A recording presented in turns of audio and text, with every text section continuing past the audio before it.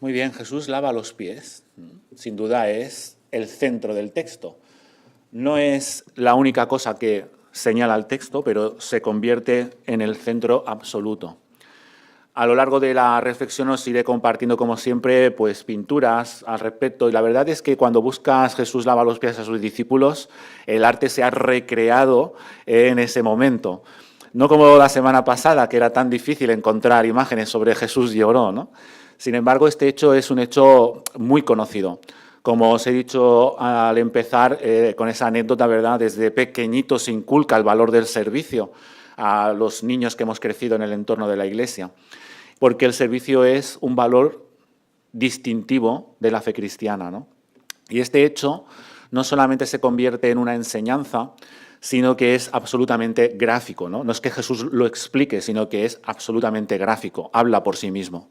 De hecho, hay aún a día de hoy comunidades que siguen practicando el rito, es decir, que se lavan los pies en algún culto, en algún momento de la liturgia de la comunidad, o se hace de manera simbólica en algún momento del culto, porque el rito, ¿verdad?, el ritual, ¿no?, el hecho de visualizarlo, pues también nos ayuda a conectar con la enseñanza de Jesús. Entonces hay iglesias que tienen esa costumbre, otras no tanto, pero la cuestión es que sigue estando muy presente en la vida de la Iglesia. Juan 13 es aparentemente un texto sencillo, pero bueno, ya tiene diferentes momentos, como digo yo muchas veces, como diferentes escenas, ¿no? En este caso 3, que compone toda la narración y que en cada una de ellas vamos a encontrar matices que van guiándonos, ¿no?, en este encuentro de Jesús, en este caso con Pedro y también con sus discípulos, en torno al lavamiento de los pies. Como digo, parece simple, pero en realidad es profundamente subversivo. Ahora me explicaré un poco al respecto, ¿eh? Parece simple, pero es profundamente subversivo. También es verdad que el texto, y así después os haré una pequeña reflexión, va en un proceso de conocimiento y de saber, ¿eh? Jesús sabe que va a ser entregado. El Evangelio de Juan ya nos está preparando para explicarnos la crucifixión de Jesús. Pensad que nosotros como Iglesia estamos en este tiempo de Cuaresma que nos acerca al tiempo de la Pascua, que vamos a celebrar en breves semanas, ¿no?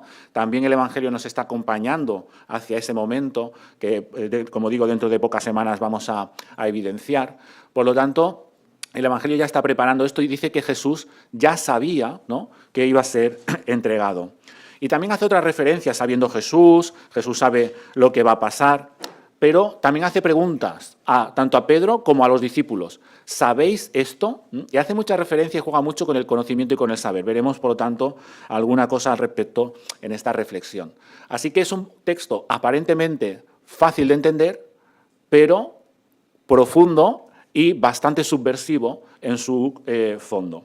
La primera cuestión que os quería comentar es que Jesús, en definitiva, al final, está redefiniendo lo que significa el poder o, podríamos decir, el dominar a otras personas, ¿eh? Porque el poder a veces está tan políticamente utilizado que es muy difícil a veces ya hablar hasta de poder, aunque, por supuesto, sigue siendo muy necesario. Pero este afán quizás de dominar a los demás, ¿no?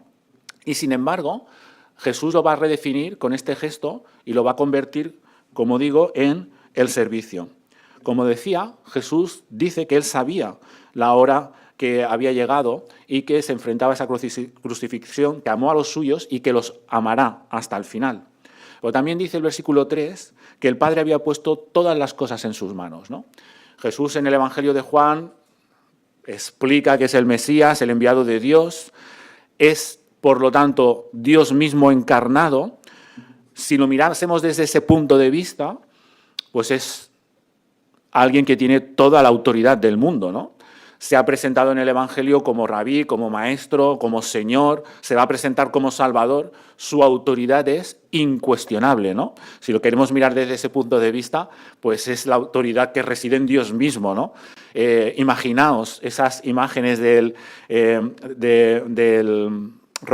románico, en esas iglesias románicas donde se muestra a Dios como ese Pantocrator que se ve así, ¿no?, muchas veces con esa figura, ¿no?, tan majestuosa, ¿no?, tan llena de autoridad, ¿no? ¿Quién se podía cuestionar la autoridad de Dios desde ese punto de vista, ¿no? Y, por supuesto, de su Hijo. Y además, si a esto le añadimos que lo que hace Jesús es coger una toalla y un lebrillo y lavar los pies, que era la tarea que tenían que hacer los esclavos, entonces enseguida vemos el carácter subversivo que tiene la enseñanza de Jesús aquí, ¿no? Porque Jesús, ese que podía reclamar toda la autoridad, ese que está viendo la cruz, ¿no?, ya de cerca, pues lo que hace es asumir el trabajo propio de los esclavos para lavar los pies, que normalmente eran pues, a los invitados, ¿no?, a la gente que se recibía en la casa. Era una costumbre de la época muy habitual, era una manera de mostrar hospitalidad, era una manera de dar recibimiento a las personas convidadas a tu casa. Hace falta hacer un poco un salto cultural al siglo I, la Palestina del siglo I, ¿no?, donde la gente caminaba con sandalias, etcétera, etcétera, ¿no? Claro, dependiendo a la casa que llegabas, obviamente eso no era la tarea que hacía el señor de la casa, era, como digo, la tarea propia de los esclavos. Por lo tanto, este que tiene todo el poder, si quiere reclamarlo así para imponerse, lo que hace es entregarse y subvierte el contenido del poder o el contenido del dominio. No existimos para imponernos a los demás o dominar a los demás, sino para entregarnos a los demás, ¿no? Eso es la enseñanza que hay detrás del lavamiento de los pies en Jesús. Toda una lección, en definitiva, de humanidad, porque lo que Jesús pone en primer lugar es la humanidad del otro y su dignidad. Es decir, nadie está por encima de nadie, sino que estamos precisamente para entregarnos mutuamente, ¿verdad?, reconociéndonos nuestra humanidad, nuestra plenitud y nuestra dignidad.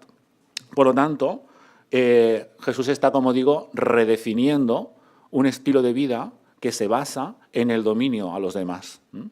Y quisiera hacer una pequeña reflexión al respecto, porque, claro, cuando hablamos de dominar, cuando hablamos de poder, siempre hablamos de los que están arriba, los que están abajo, ¿no?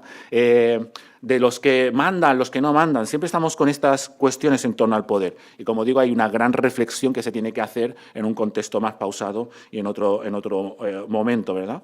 Pero no necesariamente el poder muchas veces tiene que ver con los que están arriba o con los que están abajo o con el uso de la violencia, porque muchas veces se ejerce dominio sobre los demás con chantajes emocionales, o se ejerce dominio sobre los demás cayendo en el amiguismo, ¿no?, sin respetar el punto del otro, sino manipulando desde el amiguismo. Por lo tanto, también se puede ejercer dominio sobre los demás apelando a la intelectualidad. Es el que sabe, ¿no? Es el que sabe. Por lo tanto, con esto simplemente quería haceros ver, abrir un poco, ¿no?, la reflexión de que el poder, todos estamos afectados, ¿no?, de alguna manera a la hora de reclamarlo, y que no solamente son los políticos que abusan del poder, que por supuesto que está ahí eso, ¿no?, que es tan obvio que casi huelga decirlo, ¿no?, de lo obvio que es, sino que realmente lo importante es cuántas veces nosotros mismos, creyendo que no estamos optando por ello, sí que lo estamos haciendo, ejerciendo dominio sobre los demás, ¿no? Como digo, una apuesta absolutamente subversiva de parte de Jesús para tener otro estilo de vida que priorice la humanidad del otro. Pero Jesús no solamente redefine, obviamente, el concepto de poder, de dominio sobre el otro, y lo transforma en servicio y entrega al otro, sino que también habla del valor. También habla del valor. Cuando llega Pedro, le ocurre algo interesante, y Pedro se resiste a que Jesús le lave los pies. ¿Tú me vas a lavar los pies a mí? Esto no cabe en la cabeza de Pedro, ¿no? Pedro entiende la vida como una jerarquía, como una escala de principios y de valores. Como una escala de principios y de valores. Hay quien está arriba en la escala y hay quien está abajo, según lo que vale. Por lo tanto, ¿cómo me vas a lavar tú a mí los pies, ¿no? Incluso Pedro, en esa visión jerárquica de la vida, ¿no?, en esa escala de valores donde se priorizan unos sobre otros, ¿no?, no le entra en la cabeza que su maestro, su Señor, tenga que hacer esa tarea. Además, ¿en qué Mesías he creído yo? ¿En un Mesías que se arrodilla delante de cualquiera? Yo quiero un Mesías, hombre, guapo, listo, fuerte, inteligente, entendedme las expresiones, ¿verdad? Fijaos, para los que tenéis quizás un poco más de contexto de la Iglesia primitiva, ¿no?, pero para la Iglesia primitiva fue un gran escándalo la cruz. Los cristianos en la Iglesia primitiva no llevaban cruces. No llevaban cruces. Les era un escándalo. Porque ¿cómo puede alguien al que tú estás siguiendo y concediéndole el honor de ser tu maestro, tu salvador, ¿no? Tu Señor, haber muerto en una cruz para criminales.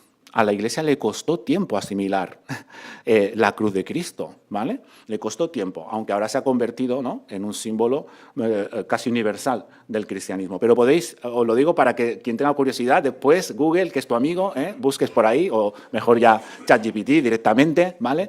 Entonces que os haga un pequeño resumen de los problemas que tuvo la Iglesia con la cruz, ¿verdad? Porque la cruz no da prestigio. La cruz subvierte el cómo valoramos a las personas. Claro, nosotros hemos optado por un Mesías, por un Dios que se deja morir en una cruz. Ejemplo absoluto de amor y servicio. Eso es ser cristiano, ¿no? Eso es lo que Jesús está poniendo aquí. Por lo tanto, Jesús está cambiando el concepto de dominio y de servicio, pero también le cuestiona, en base a la valoración que hace Pedro, cómo se tiene que valorar a las personas. Desde luego, no desde la jerarquía. No era eso lo que Jesús estaba tratando de decirle, ¿no? Y fijaos, porque Pedro no sabe, dice el texto, Pedro en ese momento todavía no sabe, pero Jesús le dice, no te preocupes, que esto ahora no lo entiendes, pero dentro de un tiempo sí que lo vas a entender, lo vas a llegar a saber, ¿no? Entonces, Pedro va a necesitar todo un proceso para poder asumir esta gran enseñanza de parte del Maestro, que recuerda a otras discusiones, por ejemplo, cuando los discípulos se discuten por quién es el mayor. ¿Os acordáis de ese texto también del Evangelio? ¿Quién es el mayor? ¿Quién se va a sentar a tu izquierda y a tu derecha? Porque, claro, el que manda se sienta en el centro, eso todo el mundo lo tiene claro, ¿no? Entonces, al final es quién va a estar a la izquierda y quién va a estar a la derecha. Y, claro, Jesús aprovecha para dar una lección similar a esta, diciendo que al final los últimos, ¿no?, serán los primeros y los primeros los últimos, y que otra vez subvierte la manera de valorar las cosas a como normalmente lo hacemos, ¿no? Así que aquí está también esta reflexión. Por último, Jesús también redefine lo que implica el conocimiento. Y va ampliando el círculo poquito a poco. Fijaos cómo acaba el texto que nos ha leído María José antes, ¿verdad? Porque dice, ¿entendéis lo que os he hecho? ¿Entendéis esto? ¿Entendéis? Después de esta conversación con Pedro.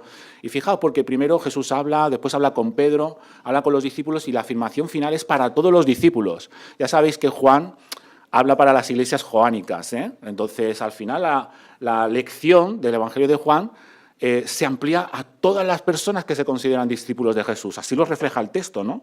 Y ha habido como una progresión en el conocimiento. Pedro ahora no entiende, pero después entenderá. ¿Habéis entendido esto? Sí, pues ahora que lo sabéis, dice el texto finalmente, ahora que lo sabéis, dice, hacedlo, ¿no?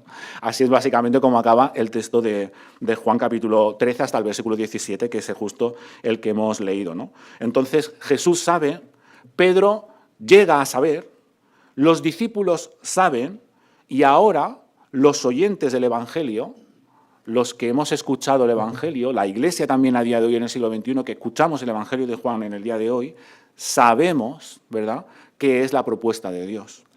Pero como dice el texto, la bendición no está en saber, sino que está en hacer. Y realmente esa es la medida de la vida cristiana. No importa cuánto creamos que sabemos. No importa si hacemos una carrera de teología o si leemos muchos libros, que yo soy un absoluto defensor de que cuanto más se sepa, mejor. Mi hija va haciendo alguna asignatura, yo estudio teología también, estoy súper contento, es una gran inversión en la vida. Pero para Jesús, saber no es la medida, sino cuánto de lo que sabemos somos capaces de convertir en acción. Esa es la gran cuestión. Y además no es una cuestión estrictamente cuantitativa, sino cualitativa. Es decir, en cosas sencillas que en nuestra vida podemos poner en práctica a la hora de hacerlo. Muchas veces cuando me ha tocado enseñar esto, siempre recuerdo una anécdota que me explicaba Jackie. Estudiamos los dos en el seminario, hicimos la carrera de teología, y en nuestro contexto, en nuestro momento, que fue hace más de 25 años casi que estudiamos, ya toda una vida, pero en nuestro seminario se nos pedía que junto con la enseñanza fuéramos y estuviésemos vinculados con una comunidad cristiana donde teníamos que tener un rol de servicio. En el seminario se decía servicio cristiano, ¿no? Y hasta se te puntuaba en ese momento, ¿no? Era otra manera de entender que no eran los créditos académicos que hay ahora, ¿no? Entonces yo recuerdo que, claro, cada uno de los estudiantes estábamos en una iglesia y Jackie estaba en la suya, en una iglesia en Manlleu, y recuerdo que ella siempre me explicaba y decía, bueno, estuve allí, fui allí y el pastor me dijo, ponte al lado de aquella señora. Y dice, claro, yo no entendía, una persona, ¿no?, que estudia en el seminario, que puede llevar un grupo de niños, de jóvenes, o incluso que puede estar en un consejo y llevar un área ministerial. Sin embargo, el pastor lo que le pidió es que se sentara al lado de una anciana, ¿no?, y que la acompañara durante el tiempo del culto, ¿no? No sé si habéis acompañado algún día a una anciana durante el tiempo del culto. Yo lo he hecho varias veces, ¿no? Y encantado de la vida. Hay ancianos que siguen perfectamente. A veces antiguamente se buscaba mucho el texto bíblico, se le buscaba a la persona para ayudarla. A veces se dormían los ancianos. Me pasa a mí, no, para que no le pase a los ancianos, ¿verdad? A veces pasan estas cosas. Y tú estás allí. Y cuando acabó el culto, el pastor le dijo, lo más importante que has hecho hoy no es la reunión de diáconos, es haber estado al lado de esa persona. Servicio, ¿no? Todos de alguna manera tenemos que pasar por ahí. ¿Eso es mucho o es poco? ¿Cómo llevamos la escala de valores? A ver si vamos a caer en lo de Pedro. Sin un gesto sencillo, aplicó, ¿no?, el lavar los pies. A veces es bueno pensar cómo enfocamos nuestra vida cristiana. Acabo porque hemos dicho que vamos a hacer un culto más pequeñito, ¿no? Así que, como decía, la bendición no está en saber, sino que está en hacer. Y esa es la medida de nuestro seguimiento. En cuánto logras poner en práctica en tu vida, no en cuánto sepas.